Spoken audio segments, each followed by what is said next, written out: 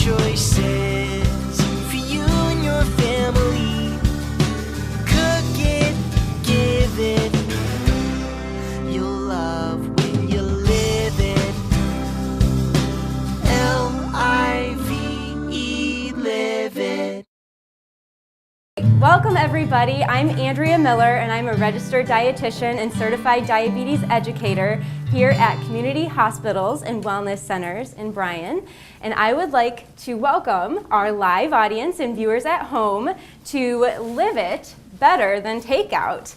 Today I have a special guest with me. I have Dr. Nozenoff. He is our ENT here at the hospital. He opened a clinic a couple years ago, I understand, Yep. and has been loving Northwest Ohio ever since. So, especially this year with the negative, 20-degree wind chill and. Well, coming from Michigan and Minnesota, this is You're not used too bad. to it. You're used to it, right? So today we're going to be doing two takeout favorites, and I'm going to put a healthy twist on both of them. So what's your favorite takeout? Well, I can't deny pizza. I can't either. Love that. I can't either. When my husband is cooking, it's code for we're ordering pizza. So yeah, that's probably my favorite too. So we're going to do a pizza today, but we're going to change the crust from your traditional wheat flour crust, and we're going to use cauliflower as the crust actually. And I know some of you might think that sounds strange, but I made it for my husband, and it took him like halfway through the pizza to realize something was different. So it's actually pretty good. And then, Chinese tends to be another favorite takeout item. So we're going to do an egg roll in a bowl, so it doesn't have the shell. They're both quick and easy recipes, and you won't be missing your favorite takeout items either. So we're going to go ahead and get started with our cauliflower crust pizza first. So I'm going to give you guys a shortcut for this recipe. We're going to be using riced cauliflower, which I've already microwaved for a couple minutes to soften. You can buy riced cauliflower now pretty much at any grocery store. Looks like this is a Bird's Eye brand. Green Giant also sells riced cauliflower. Very available now. So I used 2 bags of pre-riced cauliflower, just a plain variety. There are a lot of different varieties to choose from. Another favorite variety they have like a cauliflower medley that makes an awesome like a fried rice substitute. The recipe's right on the back of the Green Giant brand of it. But we're just going to be using this one plain to make the cauliflower crust. So I'm going to pass this pre-microwaved riced cauliflower to Dr. Nozenoff. He's going to spoon it into the center of a clean, keyword clean, dish towel. There's a lot of liquid in the cauliflower. We want to get a little bit of that out so that it bakes up nice and golden. So he's put that in the middle. Dr. Nozenoff told me before we started that he is an avid chef. Loves to cook. I do like to cook. He likes to cook. I like to eat. So, and we'll just drain it right in the bowl and see how much. You can actually get quite a bit of fluid of water out of there. I'm always surprised every time I wring out cauliflower how much comes out of there. Awesome. So, what are your favorite things to cook? Well, I like to use the grill a lot, so I like to cook steak and burgers and chops. Most guys do, right? But I also like to play around with stews and soups. Okay. So I'm not much of a baker. It's a good time of year for stews and soups with it being cold. All right, so I'm going to pass this over to you. We're going to put our crust on there. Once it's done, we're going to add a few more ingredients to our crust to make it hold together. And actually, I'll have you do it. Just set that right there. So we have some 1/3 less fat cream cheese, 3 ounces of it. And I'll go ahead and you can go ahead and start stirring that in a little bit, and I'll crack the eggs. And then 2 eggs. I'm going to be a good chef here, and since I have a bowl, I'm going to crack it in the bowl so that we don't get any eggshells into our cauliflower crust, because they'd be hard to find in there, I think. one thing I just learned, you crack eggs on a flat surface so you don't get eggshells in Yeah. your... Yeah, so I am cracking on a flat That's surface here so that I don't get any shells, and I did not. So I'm going to go ahead and I'm going to pour the eggs in as well. Perfect. So we're just going to stir that all until it's combined. And then I have a little bit of dried oregano, a teaspoon of dried oregano that I'm going to toss in there as well, just to give it a little bit of flavor. You don't really need a whole lot of salt in this. We're not going to add any salt to the crust. The cream cheese already has some salt in it, so that's going to flavor it a little bit. So once that's all stirred together, we're just going to go ahead and pour it onto a parchment lined cookie sheet. And as you're doing this, you want to make sure your oven is preheated to 400. And I believe it's 35 minutes. Can I get some participation from my audience? You guys are always so quiet out there. How long are we going to bake it for? 35 to 40 minutes. We're going to put it in our 400-degree oven.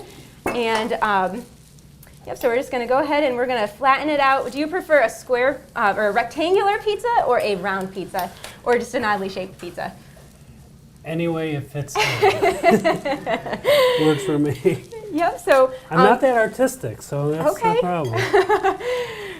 So that looks great. We're going to flatten it out until it's about a half, or I guess like a 1/4 inch thick would be the appropriate thickness. That looks really good. He's going round. Yeah, I'm going round. All right, I think we're good. That's perfect. All right. And with the magic of TV,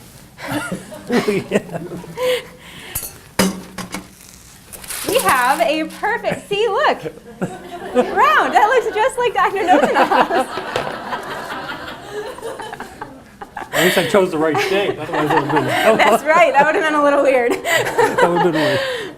All right, so we have our cauliflower crust. So for those of you that can't see it, it is nicely golden brown. Move this out of the way for just a second so everyone can see. So then we're going to add a 1/2 cup of pizza sauce, whatever variety you like. Go ahead, yep, add it on, or as much as you want. If a 1/2 cup is too much or too little, then go for however much pizza sauce you like on your pizza. And he says he's not artistic. That looks beautiful.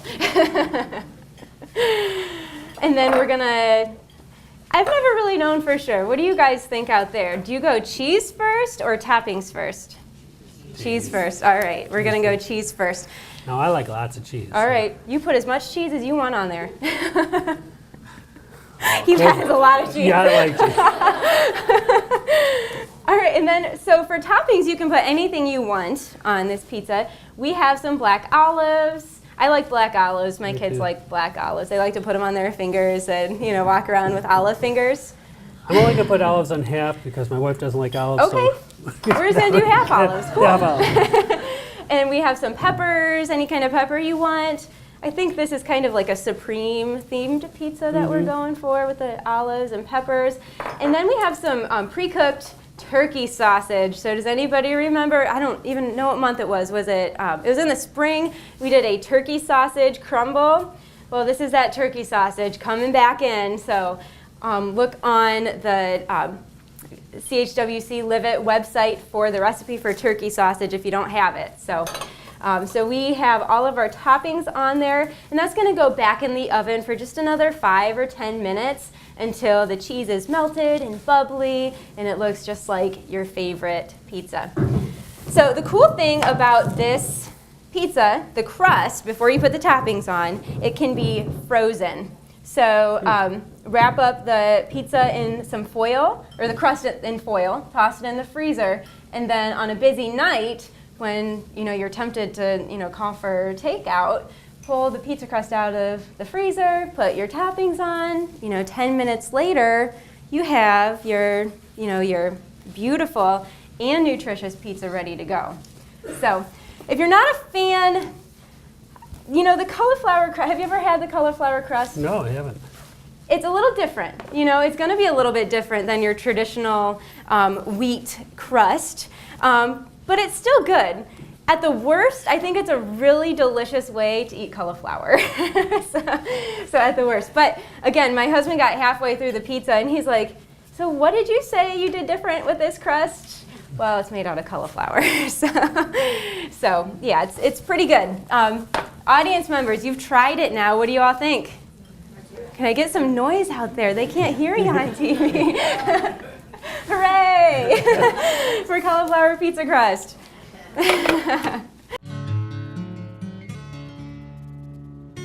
Things just aren't the way they used to be. Whatever happened to businesses that were eager to please you? At Krill Funeral Service, we offer the same outstanding service we offered decades ago. Are we hopelessly out of style? We certainly hope so. Krill Funeral Service, 860 West Mulberry Street in Bryan. Hey there, I'm Dieter Held with Darryl Shirkey Ford Lincoln in Montpelier, Ohio. Here to tell you a little bit about the 2018 Ford Escape lease specials that we have going on this month. This 2018 White Gold Escape SE comes equipped with 4-wheel drive, Bluetooth, heated seats, and a reverse backup camera. Best of all, this 2018 Escape lease special comes in as low as $249 a month here at Williams County's #1 volume leader, Darryl Shirkey Ford Lincoln.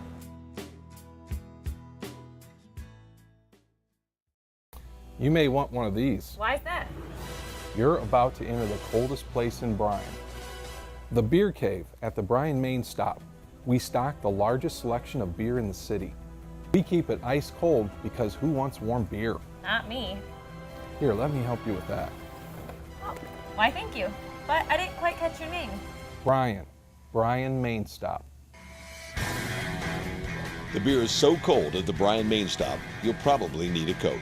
This is my story. I'm a beekeeper in a small town in Ohio, and I've been born and raised into agriculture my whole life. I already had my business when I went to Northwest State, so as I was learning, a lot of the things that they were teaching us were so crucial that I was applying them directly to my business. So I was growing my business with my education.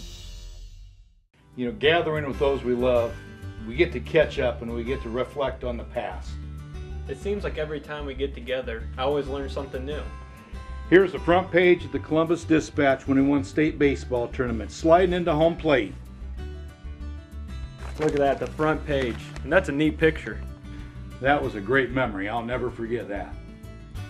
At Oberlin Turnbull Funeral Home, we understand that there are special memories that need to be remembered and shared.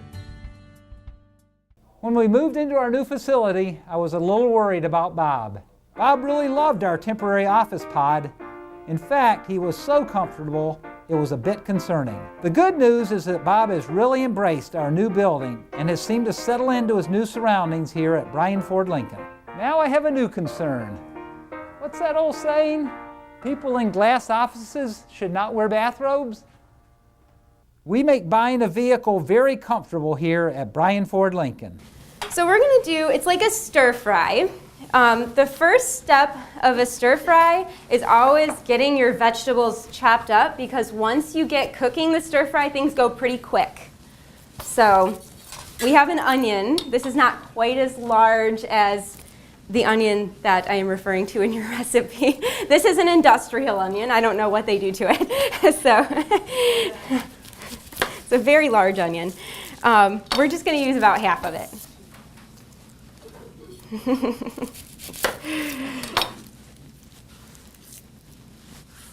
How do you feel about cutting up onions, Dr. Nosenoff? Feel good about it? I'm good. He's good. All right. It's going to make me cry though, right? Who wants to see Dr. Nosenoff cry? We have some hands going up in the audience.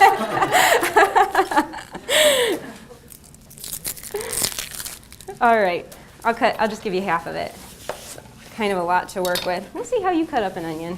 How I do it? Oops. See, he's that good, it just like falls apart when he's in front of it. All right. Huh.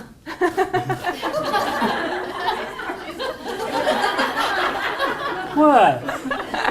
It's just an interesting way to cut up an onion. But it looks very effective. Look at him go. That looks fantastic. See, you know, every time I'm in the kitchen. It doesn't matter how you chop, as long as it gets chopped. Exactly. Every time I'm in the kitchen with somebody new, I learn, you know, a new way to chop. So that looks beautiful. While he's doing that, did you see those knife skills though? He was just chopping through that like butter. That's what he reminded me before we started. So, I hear that he likes doing surgery. We would hope that a surgeon has good knife skills, right? I would hope so.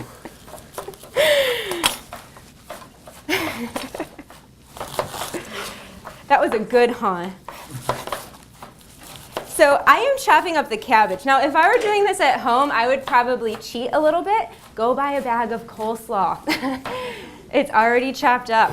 But since the goal of this show is to teach you some tips and tricks, I'm showing you the hard way. So, you know, to cut up a cabbage, I cut it in half. I took out the tough rib. And now, get all these leaves out of the way. And now I'm just shredding it, just like a bag of coleslaw. So if you have, you know, some cabbage lying around or it's on sale, you can certainly use fresh, or you can use the pre-shredded coleslaw. I guess it's technically not coleslaw until you add the dressing, so the pre-shredded bagged cabbage. You would need about 2 bags of coleslaw or shredded cabbage for this recipe. The cabbage is going to cook down quite a bit, so you do need, oops, I think you might have better knife skills than I do today. You need quite a bit because it cooks down. All right. So this cabbage is a little bit different than some. There are lots of different varieties of cabbage. Any will work just fine for this recipe. This one, it has a lot of space between the leaves. Some of them are more tightly leaved, I guess. I don't know that. So, but any variety will work. You could even add some purple cabbage into this if you wanted to make it kind of fun. All right. So benefits of cabbage. It is considered a cruciferous vegetable, along with cauliflower, for that matter. Both of the vegetables we're featuring today are cruciferous. What does that mean? What is cruciferous? So it's the family that the vegetable falls into. Other vegetables that are in the cruciferous vegetable category would be like broccoli, kale, cauliflower, and they all have one characteristic that you know as soon as you enter the kitchen when one of them is cooking. It has that sulfur-containing smell that some people are kind of turned off by, but actually that's the stuff that makes it smell like sulfur is really good for you. It has a lot of health-promoting benefits. So we should be eating something in the cruciferous vegetable category several times a week, you know, up to 5 different times a week. And you can add variety by using, you know, cauliflower and broccoli one day, switch it up to, you know, kale. All of them are really, really good for you. So cauliflower is one vegetable that's white, and I often hear people say, you know, don't eat white vegetables. White vegetables aren't good for you. But this is one white vegetable that is super good for you, as well as onions. Onions are white too, so they're both white vegetables that are super nutritious for you. So we have most of our vegetables chopped up now. We're gonna go ahead and start cooking. We're gonna start by adding our meat. In this recipe, we are going to use a ground meat. So we're using ground turkey, but you can use any ground meat that you want. The ground turkey is gonna be very lean. You could also use ground chicken in this. I like using ground chicken, but if you'd rather use ground beef or pork, whatever you want. So I'm just gonna go ahead and dump that in there. I hate touching meat. Get that out of our way. Just dried off pretty quick, didn't I? I did put a little bit of olive oil into the skillet just to prevent it from sticking. Go ahead and use that. So You want me to get that? yeah, I'll let you go ahead and start browning the meat. These flames can be kind of finicky at times, but I think it's looking good. And since it's a pretty lean meat, I think we're going to go ahead and add the onions in right now. It'll, give the meat a little bit more flavor. If you were going to drain your meat, I would probably wait to add them afterward because you don't want to be draining all of those beneficial nutrients out of your meat. So I'm going to go ahead and add in our onions.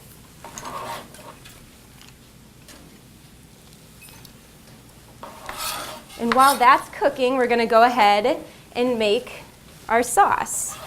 That's a good place to put that. Okay, so our sauce is going to have some aromatic compounds in it. We're going to use garlic and ginger. Has anybody seen a ginger root before? Used a ginger root? So kind of a weird looking thing. You may have seen it in the grocery store. It's pretty available now. Most grocery stores have it. You said you've never used a ginger root. You ever used ginger powder? Mm-hmm. This smells so good. I'm going to just cut off a little knob of it. I might actually send this around the room. I'm going to send this around the room so people can smell the fresh ginger. It smells so good. Definitely a scent that you don't necessarily get with the powdered ginger. And it's pretty cheap. A root that size costs probably less than $1. So for this recipe, I'm going to go ahead and just peel off some of the skin. And then I'm going to grate it. Once it's peeled, you can actually put this in a zip top bag and put it in the freezer. It's actually a little bit easier to grate when it's frozen. And it'll last, definitely in the freezer, so you're not throwing away your ginger then. So I need about a tablespoon of ginger, so I'm gonna go ahead. I have a microplane here. You can buy these, they're pretty inexpensive at any place you get kitchen supplies. So I'm just grating it. It's not coming off too much, it's kind of underneath, but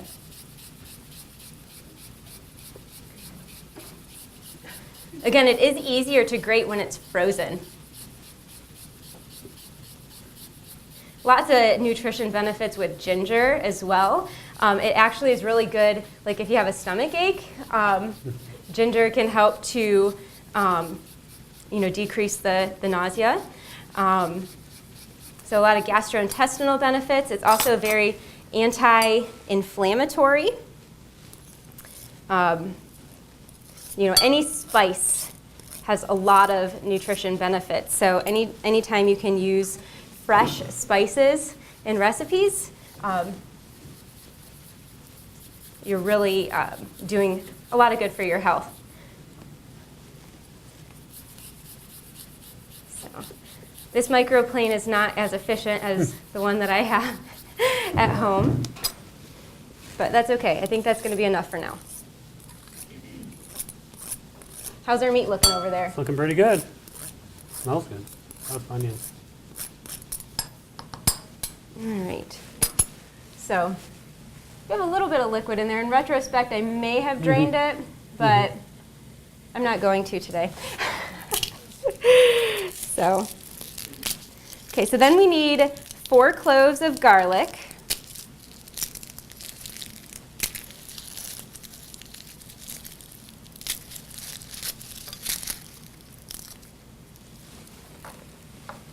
I got a question for you. Yeah. How do you measure if you use the jarred minced garlic compared to a fresh clove? What's the... Oh, I would say that's about a quarter of a teaspoon. Okay. So, that brings up a good point that we were actually talking about before we started cooking. With a recipe like this, the measurements are just a suggestion, really. You can totally eyeball any of these, add more ginger, add less ginger, add more garlic or less. per your own personal taste, so it doesn't really matter all that much on the measurements, just kind of eyeball it. Okay, so I'm just peeling the papery stuff out of my garlic. This one's kind of growing a little bit, so I'm just going to cut that out of there.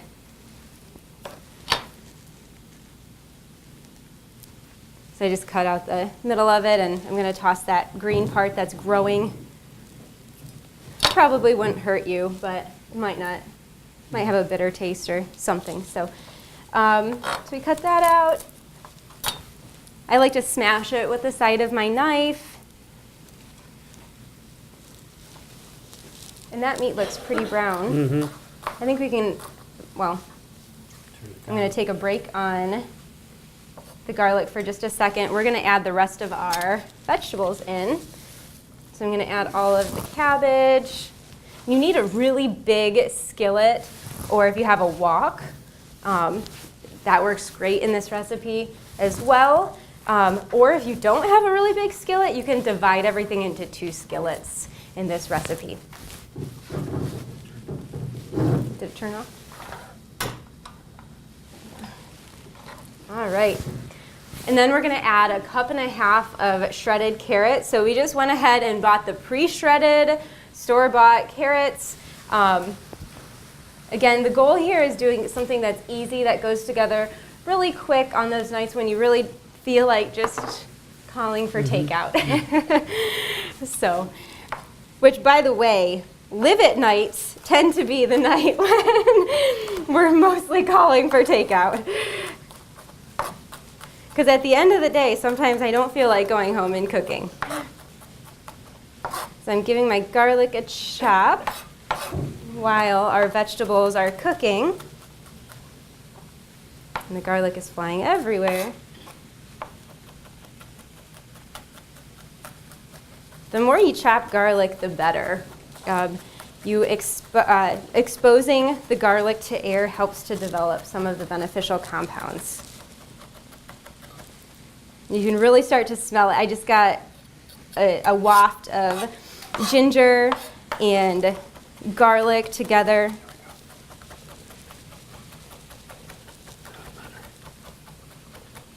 There you go. And I can already see that the cabbage is starting to soften. So I have my ginger in the bowl.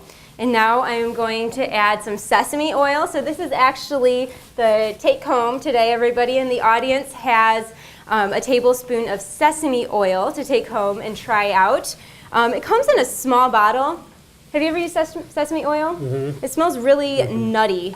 Very distinct flavor in sesame oil. If you don't have sesame oil at home, you can really just, use any type of oil you want. You can, double up the olive oil for this recipe. It does have a nice flavor, but, it's not going to break the recipe if you don't have it at home. So I'm going to use about a tablespoon of sesame oil. I would kind of consider it almost a seasoning oil because it really just has a nice flavor. You should find this in your grocery store in, what's the word I'm looking for? The Asian section, I guess. And I used a tablespoon of olive oil as well, and 3 tablespoons of soy sauce. And I'm whisking that together. And that looks like it's pretty soft. The vegetables are starting to tenderize a little bit. So I'm going to add our sauce in, which really gives it a nice flavor.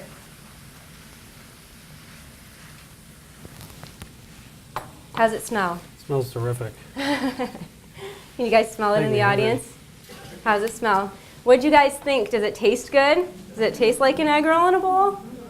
Yeah, so this is super easy to throw together. And again, you can make it even easier by skipping all of the chopping. Actually, all of the vegetables that we use today are really easy to buy pre-chopped or pre-riced this time of the year. Of course, you can go ahead and rice your cauliflower at home using a whole head of cauliflower.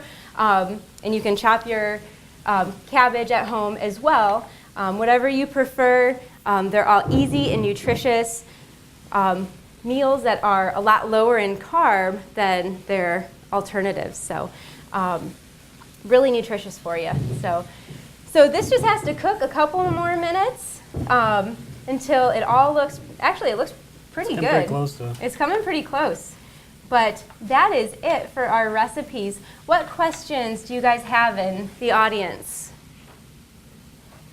I hope someone has a question. No questions today? Would you recommend fresh garlic over minced garlic? I like it a little bit better. Probably, you know, if you're really in a pinch, pre-minced garlic might be okay, but there may be some more preservatives in that as well. And fresh garlic is just so, you know, inexpensive and easy to keep on hand. I'd probably go fresh, but I don't think, you know, again, using a tablespoon of pre-minced garlic is going to break this recipe either. Sometimes we have to do what's quick and easy and what is going to get something nutritious on our table. Also, you do not have to use fresh garlic in this recipe. You can use dried garlic. That is perfectly fine as well. I think it's looking pretty done. I think that looks good. Yeah. That looks done to me. So we are going to turn off our heat, and then Dr. Nosenoff and we're going to go eat our lunch because this is making me hungry, and I can't wait to dig into this stir fry. So pretty good. So thank you all so much for joining us, and thank you to our viewers at home for joining us, tuning in, and thank you, Dr. Nosenoff, for cooking with me today. I know you have a busy schedule, Oh, it's fine. Thank and you. it means so much to all of us that you joined us today. So thanks for coming, everyone.